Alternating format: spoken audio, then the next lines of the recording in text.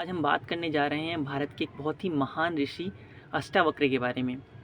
ऐसा माना जाता है कि जब अष्टावक्र अपनी माता के गर्भ में थे तभी उन्होंने वेद की शिक्षाएं प्राप्त कर ली थी। जिस आश्रम में अष्टावक्र के माता पिता रहा करते थे उस आश्रम में हर रोज़ वेदों का पाठ किया जाता था। जितने भी ऋषि उस आश्रम में थे वो हमेशा वेदों का पाठ किया करते थे और उनके पिता भी एक बहुत ही विख्यात ब्राह्मण थे जो हर रोज़ वेदों का पाठ किया करते थे। एक बार वेदों का पाठ करते दौरान उनसे कुछ त्रुटि हो गई वेदों मंत्रों के उच्चारण में। तभी उनकी पत्नी के गर्भ से आवाज़ आई कि इस श्लोक या इस मंत्र का उच्चारण गलत है। यह सुनकर अष्टावक्र के पिता शॉक्ड हो गए कि आवाज़ कहाँ से आई। तो उनकी पत्नी सुजाता ने उन्हें बताया कि यह आवाज़ मेरे गर्भ से आई है।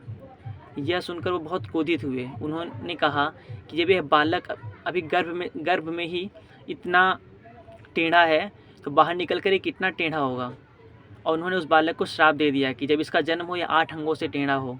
और हुआ भी यही। जब अष्टावक्र का जन्म हुआ तो वो 8 शरीर के 8 जगहों से टेढ़े पैदा हुए, इसलिए उनका नाम अष्टावक्र पड़ा। एक बार जिस आश्रम में अष्टावक्र और उनके पिता रहा करते थे, एक बार उस आश्रम में धन की आवश्यकता हुई।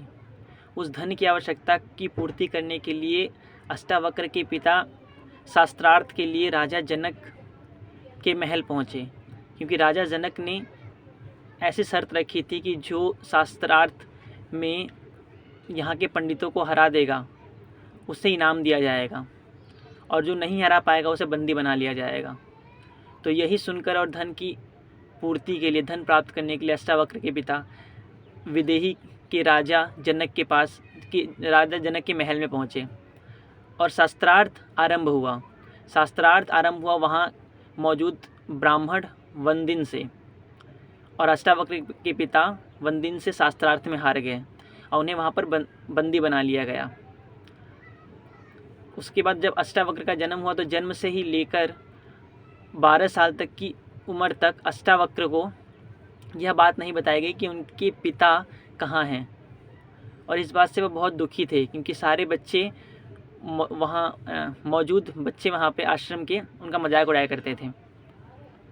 और अष्टावक्र शुरू से ही उनको वेदों का बहुत ज्ञान था और वो आश्रम में मौजूद सभी बच्चों से बहुत तीव्र थे। इसी दौरान कटाक्ष करते हुए एक बालक ने कहा कि अगर तुम इतने ही बुद्धिमान हो तो जाओ अपने पिता को छुड़ा कर ले आओ। तब अष्टावक्र ने अपनी माँ से पूछा कि उनके पिता कहाँ हैं। उनकी माँ ने उनको सारे सच्चाई बताई। यह सुनकर अष्टावक्र शास्त्रार्थ के लिए निकल गए और राजा जनक के दरबार में पहुँचे, लेकिन दरबारियों ने उन्हें अंदर जाने से रोक दिया। तब उन्होंने दरबारियों ने उनसे कहा कि अष्टावक्र के दरबार में केवल ज्ञानी लोग ही जा सकते हैं, बालकों का वहाँ कोई काम नहीं और बालकों को जाना वहाँ वर्जित है। तब अष्टावक्र ने उन्हें बहुत से ऐसे बालकों की कहानियाँ सुनाई उन दरबारियों को, जिन बालकों ने बड़े बड़े ब्राह्मणों को, बड़े बड़े पंडितों को शास्त्रार्थ में हराया था। इन सब कहानियों को सुनकर दरबारियों ने उन्हें दरबार में जाने की आज्ञा दी और दरबार में जाते ही उन्होंने शास्त्रार्थ करने की चुनौती सुना दी राजा जनक को।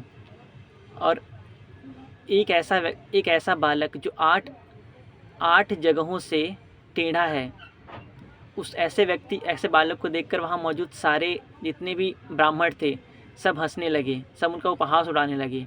यह देखकर अष्टावक्र को बहुत क्रोध आ गया और उन्होंने कहा कि मुझे तो लगा था कि मैं आत्मज्ञानियों की सभा में आया हूँ, पर मुझे यहाँ पे सारे चमड़े के व्यापारी नज़र आते हैं, चमड़ों के ज्ञानी नज़र आते हैं।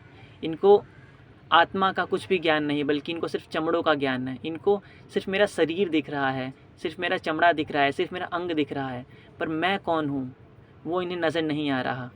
मेरी आत्मा इन्हें नज़र नहीं आ रही है। ये तो सब चमड़े के ज्ञानी हैं, ना कि आत्मा के ज्ञानी हैं।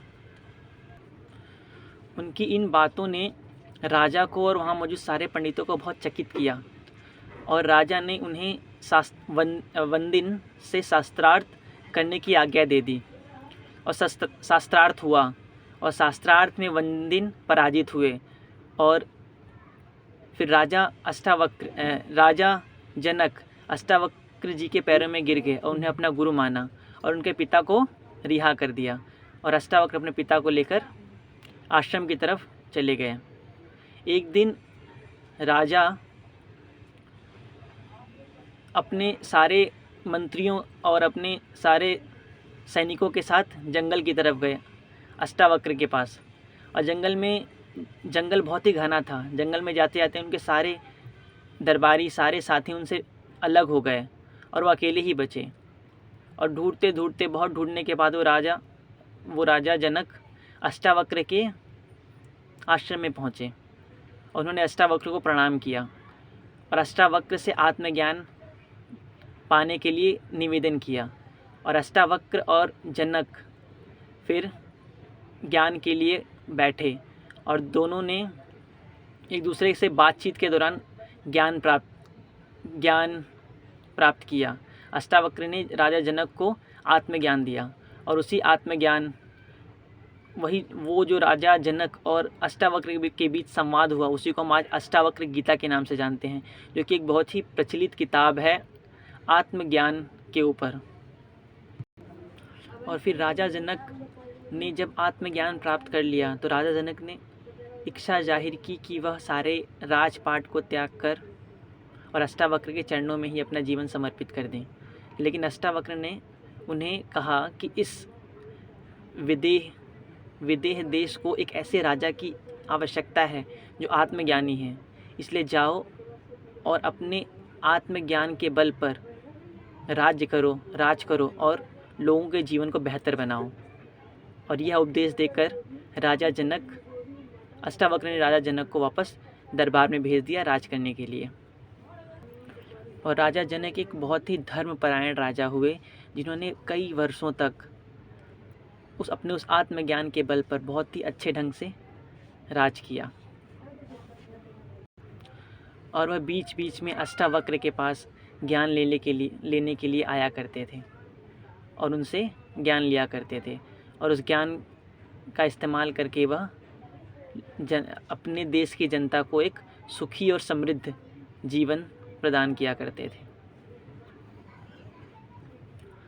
और यही अष्टावक्र गीता, जो कि एक वेदों के ज्ञाता राजा जनक और आत्मज्ञानी अष्टावक्र के बीच का संवाद है, जो आज बहुत सारे लोगों के जीवन को बदल रहा है।